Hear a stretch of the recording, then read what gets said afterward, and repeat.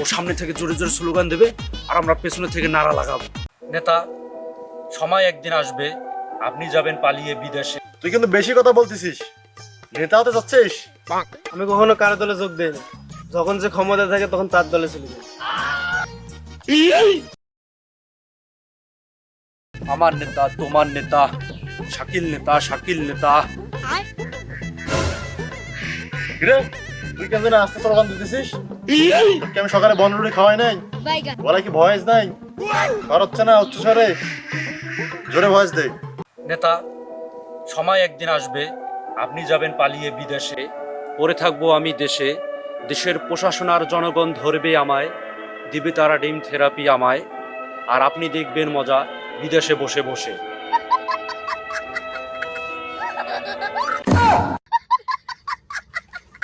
এই, আমি তোমার প্রিয় অভিভাবক না? তুমি আমার উপর ভরসা করো না? তুমি স্লোগান দাও জোরে, আমি দেখবো পরেরটা। নেতা, আমি পারবো না, জোরে স্লোগান দিতে পারবো না, পরে আমার সমস্যা হবে। আরে বোঝো না কেন? তোমাদের জন্য তো আমি নেতা হয়েছি। তোমরা জোরে স্লোগান দাও। তোমরা যদি জোরে স্লোগান না দাও তাহলে পাবলিক কি মনে করবে? পাবলিক তো আমাকে নেতা মনে করবে না। জোরে স্লোগান দাও।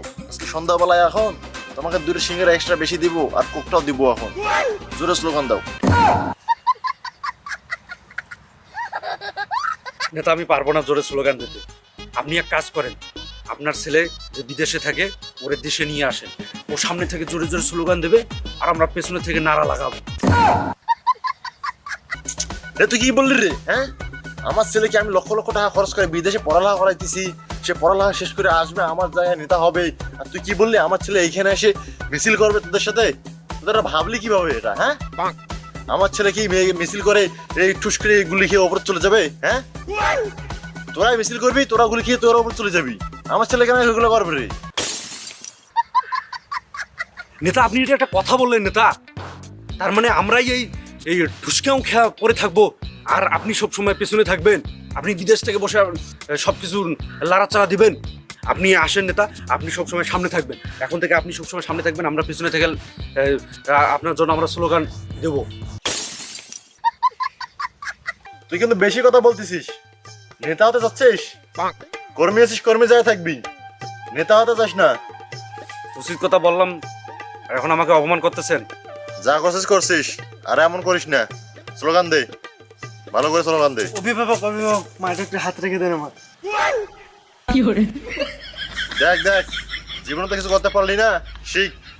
আমার সাথে থাকি কিছু করতে পারলি না, আফসোস। জীবনে যে কি করে খাবি বোঝা শেষ আমার।